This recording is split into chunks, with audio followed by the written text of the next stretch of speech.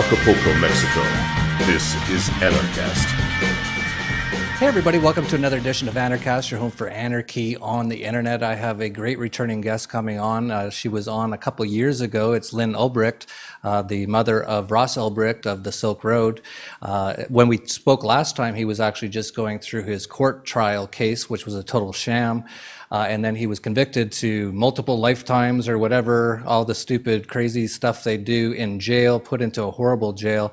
And Lyn continues to fight because it's absolutely ridiculous. All he did was start a website, and that's all he did. And actually, it's come out in the years since that everyone involved on the government side were all criminals. They're all stealing stuff. They've actually, I think, been indicted for all this stuff, yet Ross is still in jail. And so now it's come down to, they're doing another appeal, it looks like, and Lyn has started something called the Free Ross Ulbricht Ross-a-thon, which actually she put together an amazing group of people. Let me just read through some of them. Many of them are past Anarchast guests. Many of them are Acapulco speakers.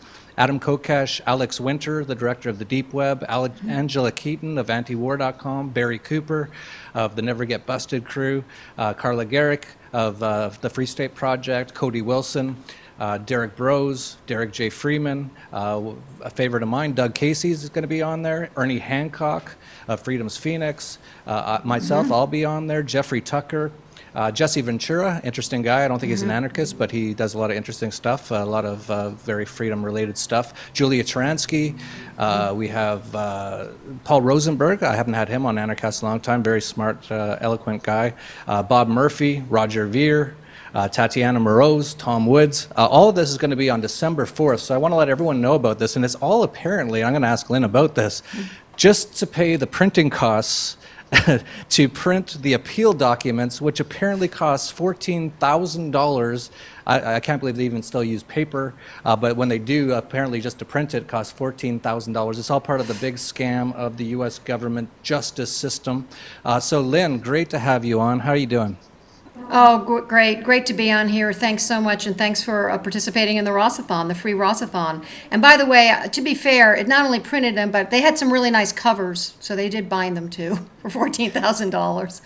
But yes, and it's also to raise awareness. And Ross and I and our family are so uplifted by all these amazing, brilliant, wonderful people stepping up. And of course, people like you have been on board for a long time, and standing with us against this travesty of justice, and not just for Ross and us, but because it's a very important case that'll impact us all in the digital age. So, yeah, thanks so much for being part of it. Yeah, and it's unfortunate I have to be a part of it. This should be all over by now. This is an absolute travesty of justice. It's true. Starting a website framed by a bunch of criminals, actual literal criminals. I think they've been charged, and I think you can maybe tell us about that. Why don't we actually get into that? What's happened since we last talked? So Ross was convicted, and then what happened with all these guys stealing all this Bitcoin and stuff? Yeah, there's a former DEA agent. He was at the core of the investigation. He was Karl Mark Force, and a Secret Service agent who was also at the time working for the NSA. And he was also part of the investigation. And the two of them pled guilty and are now in prison for stealing over $1 million. But what's really important about this is that the reason they were on the site and able to get on the site is because they have high-level computer skills and had high-level admin access, and were able to operate and do pretty much anything on the site. They had the keys to the kingdom, so to speak. They had keys, passwords. They could change chats. They could act as DPR and other people, and had many aliases. And this was not, and the judge knew this before the trial. The defense fought to have it as the jury know it, and they were not allowed to let the jury know that these men existed and had free reign on the material that the jury was looking at as evidence during the trial. Because, of course, it would have cast reasonable, or I think it would have, and apparently they thought it would, cast reasonable doubt on Ross's guilt. And so they basically precluded this evidence and did not allow the jury to know. And then it all came out 2 months later. So, and I personally and other people believe that there is more corruption, there are more agents, because much is undisclosed and sealed and encrypted that the government might not even know. So there's a whole lot more information that hasn't even come out. Yeah, of course, the true criminals in this entire thing are the people involved in the government, because Ross didn't hurt anybody. He started a website, and they have attacked him, they have kidnapped him, they put him in a cage for the rest of his life is what they want to do, and I don't think they're going to be able to. I hope not. Well, hopefully the U.S. government won't even exist in a few years, but just with this appeal case, so what's going on with that? So are you hopeful at all there could be some hope here? We are hopeful. Of course, it's always frightening, but the points in the appeal. One, the main point is this preclusion of evidence, because it flies in the face of established law, the Brady rule, which says you cannot hide evidence favorable to a defendant from a jury. That's against the law. And it also brings up a very important point for the digital age, which is the warrants used to search and seize Ross's laptop, Facebook, and Gmail accounts were unconstitutional. They were general warrants, which were the type the British used in the Revolution, and why we fought the Revolutionary War in the United States. It basically allows the government to rummage through your house from attic to basement, going on a fishing expedition to see what you can find. And basically they went through Ross's digital house in the same manner. And Electronic Freedom Foundation and the National Association of Criminal Defense Lawyers signed on to the brief and said, yeah, this is unconstitutional. Just because if it were a physical file cabinet and they rummaged through it without a specific warrant for the information they were seeking, it would be clearly unconstitutional. And the government saying, well, no, it's not a file cabinet, it's a laptop. It's a laptop. So digital material doesn't count. And of course, we know it's like a file cabinet on steroids. A computer has so much more information than a file cabinet ever could. So this is being decided with the precedent in this case, whether they need to follow the Fourth Amendment and the Constitution when they search and seize people's property. And then the other thing that's a big part of the appeal is the sentencing, because this sentence is so out of proportion. She justified it with basically going after Ross's political views. She said the site was based on a philosophy that she wasn't sure he had abandoned, and so she had to make sure that this dangerous person was never allowed out with that philosophy, which is a libertarian philosophy, basically, and that she found it troubling and dangerous. Meanwhile, she took an oath to uphold the First Amendment and free speech and political speech, and she is flying in the face of that protection and using it to put someone away for life. And it's totally, and there's a lot of other issues with the sentencing as well. It's very clearly not about drugs. The biggest drug dealer on Silk Road got 10 years. The biggest cocaine and heroin dealer on Silk Road got 5. Just recently, the biggest meth dealer got 3, and it was brought down from 6 because of the corrupt agents that I talked about before. And yet Ross gets double life, plus 40 years. And they're not even saying he sold drugs. And so it's obviously not about drugs. And I think, since Chuck Schumer was behind it, and the judge was recommended by Schumer to the president for appointment, and Preet Bharara, the lead prosecutor on the case, was his special counsel for 10 years. And Chuck Schumer was on the banking committee and the finance committee. And obviously, to me, it's very quite obvious that Bitcoin was not to be allowed. Cryptocurrencies out of the control of the government were a threat. And that Ross was a political threat, or Silk Road was, and they needed a trophy, and that's what Ross is. Yeah, absolutely. He's definitely a political prisoner. It's sort of funny, Fidel Castro just died recently. A lot of people are bringing up all the political prisoners he had. Well, there's lots in the U.S., and Ross is one of them. This judge is absolutely beyond unbelievable. All these judges are bad to begin with. They're all corrupt. They're obviously all working. They're all on welfare. They all work for extorted funds. They all propagate the system. And that's why she's so angry about this. Like, oh, if these ideas of freedom happen in the U.S., then I probably won't have too many people to put in jail anymore. And so it's absolutely top to bottom corrupt and horrible. But that is good news to hear. I didn't know that about the other people who have been charged and how they even had their sentences reduced once this new information came to light. So I guess that's why you're quite hopeful that if they can, and I guess you can bring that in the appeal process. You can bring this new information in. Well, we did. It wasn't part of the actual trial. And the thing about the appellate court is their job is to make sure the district judge, Catherine Forrest, the one who gave him the sentence, followed the law. They can't really bring in other matters. It would take a new trial. And I'm really hoping and praying Ross will get another trial where everything can be known. And at the very least, the appeal is saying, look, this sentence is just out of the ballpark, crazy, and it's a threat to everyone. If you can dish out that kind of sentence to someone who, there were no victims who came forward at trial, no one said that Ross had harmed them at trial. It was to a totally nonviolent person with all nonviolent charges, to give them this kind of draconian sentence is frightening to all of us, in my opinion. So that's a big part of it too. They could issue a new sentencing, hopefully with a different judge, and without vacating the convictions themselves and giving a trial, or they could give a whole new trial and start from square one, which is what I really hope they do. Yeah. And let the jury know about the corrupt agents. Let the jury know, And let the jury know about jury nullification too.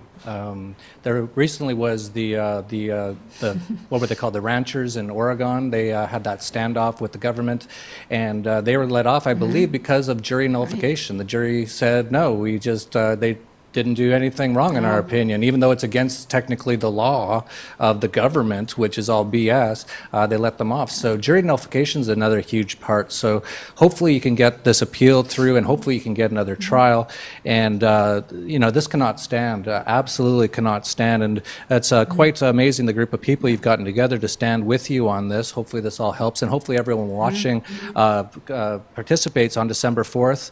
Obviously you need some money to pay for printing and binding documents, $14,000, unbelievable. But that's the whole system. It's set up that way. It's set up to bleed you dry, to put nonviolent, victimless crime people in jail. There's more people in jail in the U.S. than anywhere else in the world, I think in human history, in the land of the free. So this is a absolutely out of control system. Right. That we need to stand up, and what better person to stand up for than Ross, who's so on board with all the things that we believe in here, with freedom, things like cryptocurrencies, which can get rid of the absolutely heinous Federal Reserve System, and that's why there scared. And they should be scared because they're not going to be able to stop us. But we're going to have to just keep pushing forward with Ross's thing here. So why don't you just tell us a little bit about this Ross-a-thon?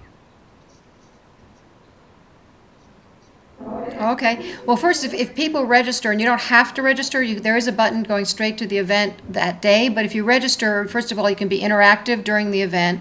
You can send Ross a message, and you'll get updates and be, kept in the loop. So and it would show support. So we really encourage people to register.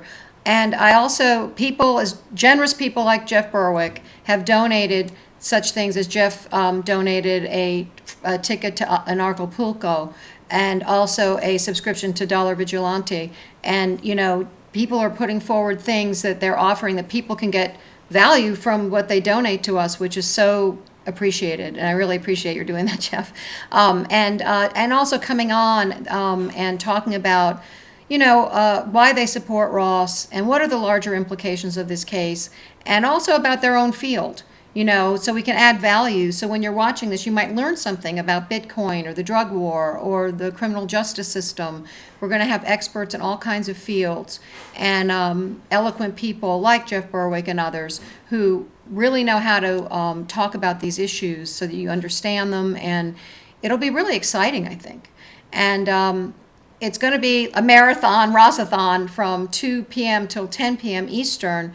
But you can tune in whenever you want, and we will have it recorded as well, so that people who can't make it will get to see it too. And I don't, it's just going to be an exciting thing. Where it's not super planned. I mean, it's planned by the schedule, but what people are going to say, it'll be spontaneous and interesting and very lively, I think. Yeah, you definitely got some interesting people on there, including people like Doug Casey and Jeffrey Tucker. You also have some interesting people on there, like the senior editor of Reason Magazine, Brian Doherty. So you've got some people outside of the normal sort of voluntarist community on there as well. People like Alex Winter, the director of Deep Web, actor. So a wide variety of people. We'll have the links into the Ross-a-thon down below. That's coming up December 4th. As Lynn mentioned, we are offering, if you do donate, for example, if you're coming to Anarchapulco, and by the way, Lyn Ulbricht has confirmed she's going to be coming down to speak at Anarchapulco. Hopefully it'll be a celebratory sort of event after this appeal. But we'll just keep this ball rolling. And Lyn's been such a great, she's been drug into this whole world of voluntarism through all this. And she's been actually a great and eloquent speaker on why these things are important, why we should oppose all of these attacks by the government on things like cryptocurrencies and things like that. But like I said, we're offering a ticket on there. So if you were going to come to Anarchapulco anyway, donate it to the Ross-a-thon and get your ticket that way, and that will also help out Ross. And as I said, so many other great speakers and great people. So it should be a really great event. I'm really happy to see it. Hopefully this appeal goes well. Hopefully you at least raise the money to pay this $14,000 to print and bind some documents. Yeah, God, I can't believe it. But yeah, so Lyn, is there anything else you wanted to mention about anything? Is there anything that we didn't cover while we were talking? Well, just that, Ross's hope and my hope is that this whole thing with him is a spotlight onto the greater issues. And there are greater issues at stake here. It's not just about my son and a website. It trickles into all kinds of areas. And now that I've seen how things are up close and personal, you're right. I've gotten to really understand the philosophy, and I don't see anything to argue with there. And it's very important that we push back. And we're hoping that Ross's case, because it's high profile, will shine a light for other people, the other people I know in the prison, the other people who, are victims of this, because Ross is not unique. And so if you could tune in and help us out, we'd be very grateful and would welcome your participation. Yeah, I was just thinking while you're talking, you have Jesse Ventura on. I know that he's at least friends with Donald Trump. I'm not the biggest Trump supporter, but whatever. He's the new president. Oh, really? Oh, yeah. You didn't know that? No. Well, that's interesting because there is going to be a changeover there, and who knows? Because a lot of this was politically motivated. Chuck Schumer, one of the most evil bastards in the world. Oh, yeah. So I don't even know if he got re-elected or whatever, but maybe there can be a political angle to this too. There is some hope here that we can get this this massive breach of justice somewhat corrected. It'll never be fully corrected. Ross has already lost a few years of his life, but if we can at least get this somewhat corrected, it'd be amazing. So I highly encourage everyone, check out Ross-a-thon. We'll have the links down below. So many great speakers. You might as well just go check it out anyway. Many of them are going to be speakers in Anarchapulco, including Lyn Ulbricht. I will play a promo for Anarchapulco right after I sign off here. And yeah, please do whatever you can. Just spread this information. Just let people know about it so everyone's at least aware of it, and we can all help each other. That's what we need to do. We need to stick together and help when someone's been massively attacked, as Ross has been. So that's it for Anarchast, your home for anarchy on the internet. Peace, love, and anarchy. By the 21st century, the statists had taken over the world. After 9/11, the savage union of the war on terror and the war on drugs squelched the last flickers of freedom. Central banking-backed wars raged. Violence, imprisonment, and theft had become the norm. Not many could see any other way. Hope vanished. But then, when things looked their darkest, something happened. A surprise, and just in time. From the valleys, fjords, and suburbs rose the anarchists. From the cities, factories, and the dark web came the anarcho-capitalists. And from every other nook, corner, cranny, and drum circle, the voluntarists. Some said it was too little, too late. The war had already been lost. You can't change the system, they cried. And the anarchists answered, you never change things by fighting the existing reality. To change something, build a new model that makes the existing model obsolete. One rule to heal the world, one rule that binds them, one rule sets their moral compass and aligns them.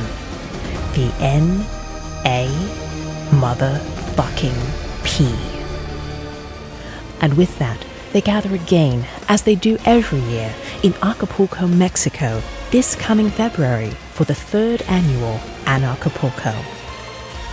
Speakers include Larkin Rose, Jeffrey Tucker, Jeff Berwick, Adam Kokesh, Milo Yiannopoulos, Lauren Southern, Luke Radowski, Julia Toriansky, Roger Ver, Rick Falkfinger, Dana Martin, Judd Weiss, Max Egan, Josie Wales, That Guy T, Anarchy Girl, Sasha Daygame, Barry Cooper, Mark Victor, Trace Mayer, Ian Freeman and Mark Edge, Rosalind Ross, Tim Moen, Dan Dix, Dale Brown, Christopher David, Stephanie Murphy, Derek J. Freeman, Derek Brose, and many, many more.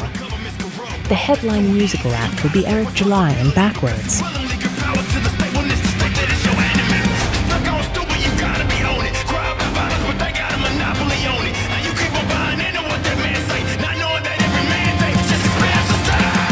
In and around the event will also be the Dollar Vigilantes Internationalization and Investment Summit, Change Media University, and the world's largest ayahuasca ceremony held by Barry Cooper, Ayahuascapulco.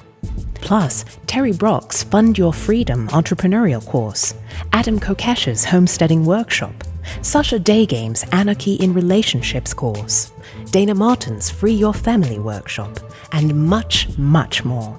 And it will all be held the last week of February 2017 in Acapulco, Mexico at the 5-star Mundo Imperial Resort and Convention Center. Go to anarchapulco.com to stake your place in history. The world might just never be the same. Evacuate the state. Brave the future.